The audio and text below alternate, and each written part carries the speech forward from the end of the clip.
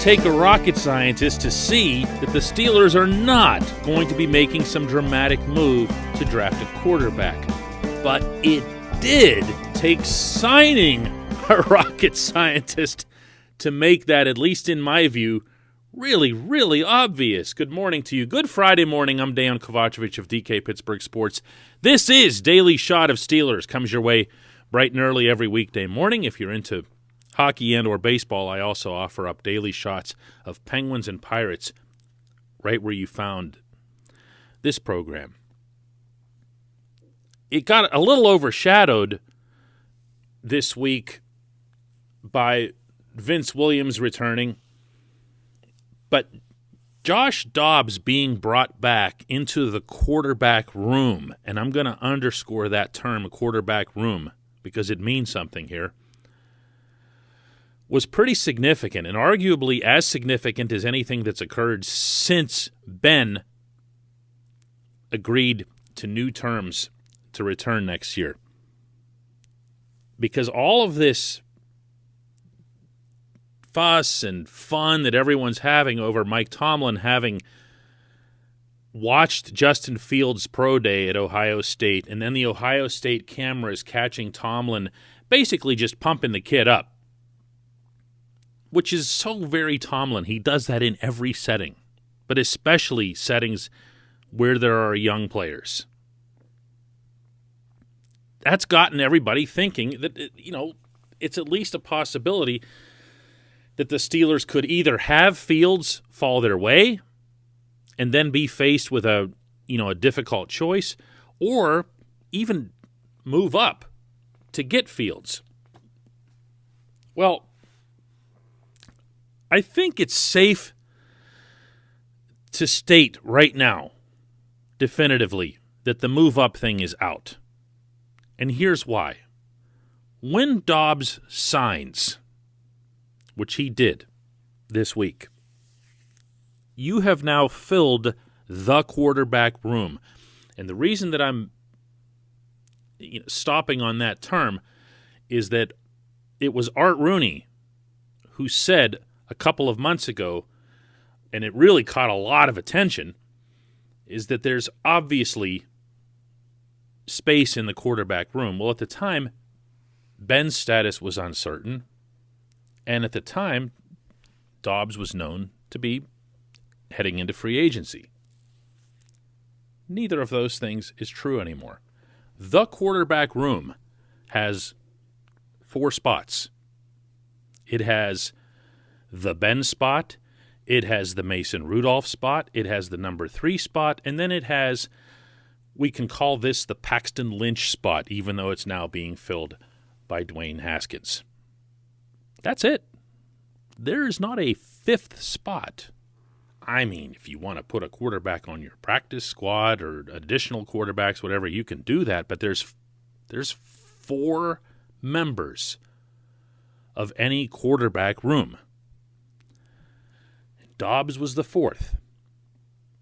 And Dobbs, being an actual rocket scientist, for anybody who doesn't know the level of intelligence that we're dealing with this with extraordinary young man, he would not have signed a contract to come to Pittsburgh, to come back to Pittsburgh, without being assured as much as such a thing as possible that he was at least going to be 3, that he was at least going to be number 3, that the Steelers would not just bring him in and then throw him right back out. Dobbs knew when he came back last year what the ranking, the hierarchy was going to be of the quarterbacks in Pittsburgh, and he knows going into next year. He knew there was a Paxton Lynch or a Duck Hodges or however it is you want to break it down in the mix last year, and he knew and knows that there's a Dwayne Haskins around now who the Steelers see as something of a Paxton Lynch type project in and of himself, recent former first-round pick that Tomlin in particular sees as having some pedigree that's worthwhile. the room is filled. And for Dobbs to have heard what he wanted to hear from Kevin Colbert and Mike Tomlin, that tells me, and it probably should tell you, that Colbert and Tomlin have said, listen, we know exactly what our quarterback room is going to be in 2021. Now, the easy counter to that is, well, you can just throw Haskins out on the street. But you're not doing something in the first round to bring in a quarterback at any point in time to be your number 4. You're just not. And that's just not how the Steelers operate. You're not going to have a guy come in, a kid come in, like a Justin Fields, and say, all right, here, you're in now. This is where you slot in the hierarchy. We're going to trade Mason Rudolph, and you're going to be at the number 2 spot. No, because he wouldn't be ready. He wouldn't have the reps. He wouldn't have the knowledge. He wouldn't have anything to be able to go out there on an NFL field and be a responsible backup to a 39-year-old franchise quarterback. That's what you need Mason Rudolph and Josh Dobbs for. So the quarterback thing is out unless something completely nuts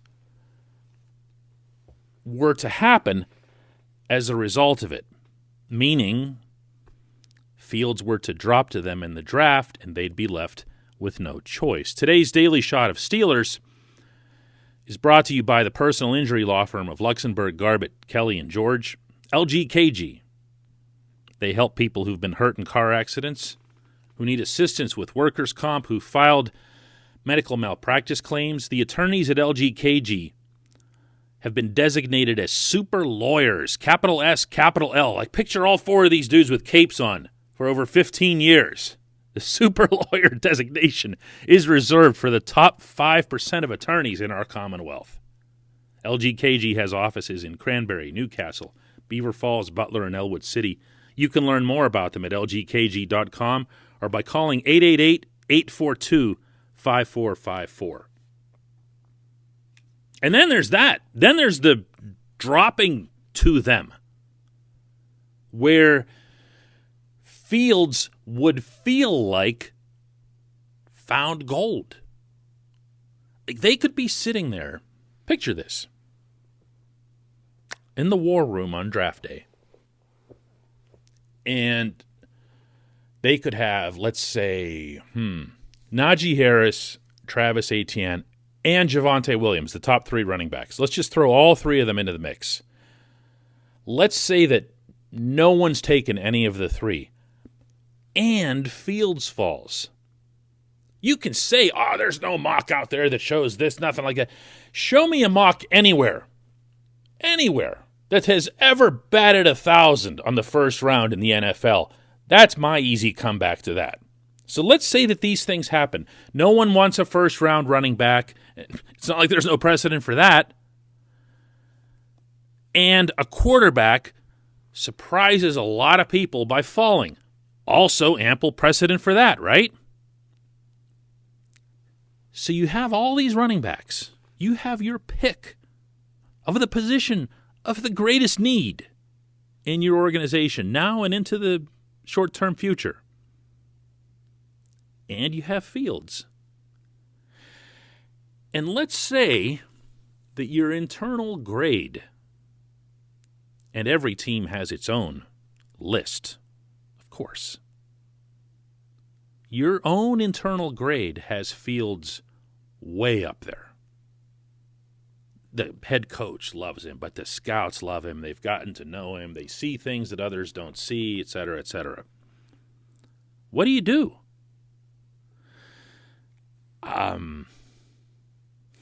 At the risk of flipping the script on everything I just said, I'd seriously entertain it. But I've got to feel very strongly about it. I really do. I've got to feel the kind of conviction that the Steelers had, whether they'll end up being right or not, about Devin Bush.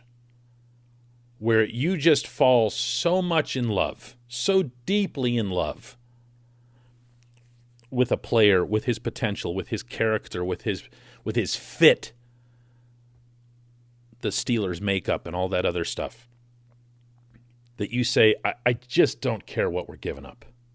We must have this player. But in that event, you would be willing to trade up. Wouldn't you? I mean, they did it for Bush. They went all the way up into the top 10 because they knew Bush wasn't going to be on the board at a certain number. They moved all the way up. They just said to heck with everything. We're moving up and we're getting Bush the same way they did with Troy. We must have this player. We're aware of what the price is. We're aware of what the potential repercussions are. But this is the player that we want. This is the player that we, as a staff, as scouts, believe in. But if they felt that way about Fields, and they'd know that right now, if they felt that way about Fields, then why sign Dobbs? You see where I'm headed here?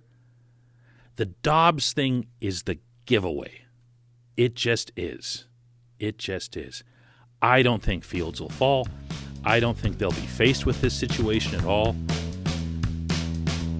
But man, won't that be some drama? Imagine that when pick 24 comes along and Fields is there and running backs are there. When we come back, just one question.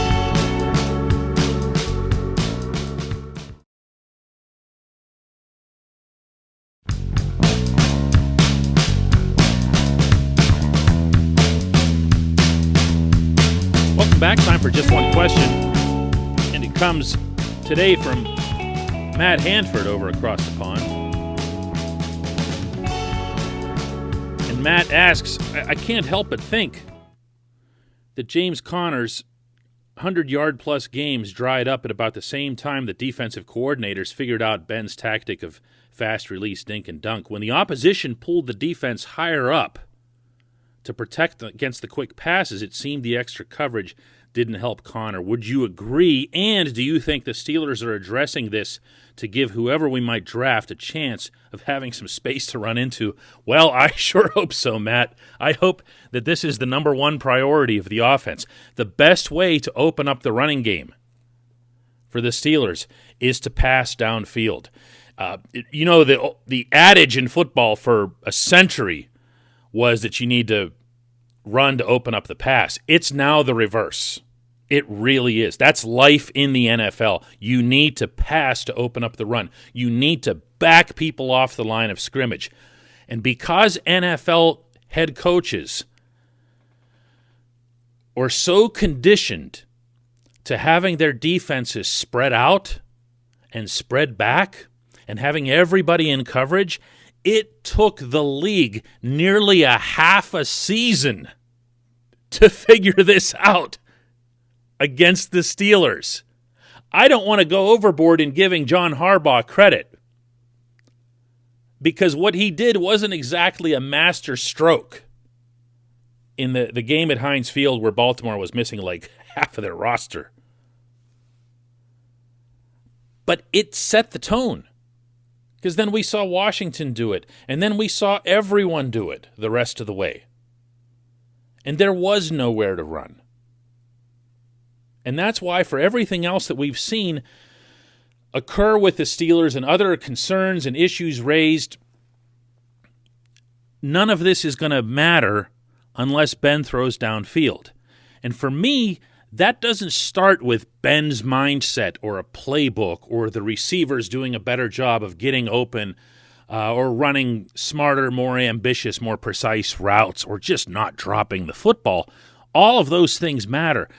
But what's going to matter more than anything else is that Ben believes that he's got more than 2.7 seconds back there to release the football. That release time, of course, was number one in the NFL, and to me, that's a sideways slap in the face to the protection that he was getting. Yeah, they kept him clean. He stayed healthy. He wasn't sacked very much at all. That's just because he was getting rid of the ball. All you have to do is watch the games, isolate, in particular on Alejandro Villanueva at left tackle, and watch. He was getting eaten alive. Ben knew that. He wasn't in any sort of frame of mind to deal with the repercussions of that, so he got rid of the ball. This was never solved. This was never solved, this issue with the offensive line. The number one thing as it relates to this offense, heading into off-season workouts, Latrobe, the preseason, will be the performance of this young, inexperienced, no chemistry yet offensive line, and how the quarterback feels about them. To what degree he can trust them. To what degree he can specifically trust Zach Banner to protect his blind side over on the left tackle. That's it. Matt, that's addressing it. That's it. You can have all kinds of other things. If you were asking about, Matt Canada gimmicks and this and that and sweeps and pulls and everything else and all kinds of misdirection and trickery and everything else, we're going to see all that. We will. It's not going to matter if the quarterback doesn't throw the ball downfield, and he won't throw unless he feels he's protected. Thanks for the question. Thanks to everybody for listening to Daily Shot of Steelers all week long. And for a while now. It's a fun show to do. Even this time of year when there really isn't a whole lot of news. We have the draft coming up before long.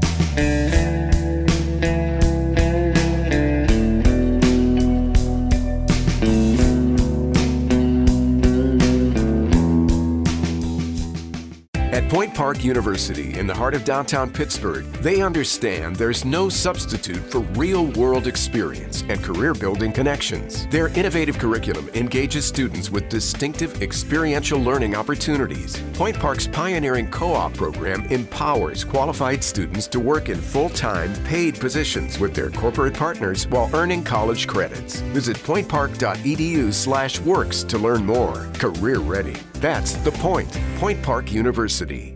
Your front door, your car, your gym locker, your gun. Safety is a habit. Learn more about how to keep guns safe and secure. Visit projectchildsafe.org.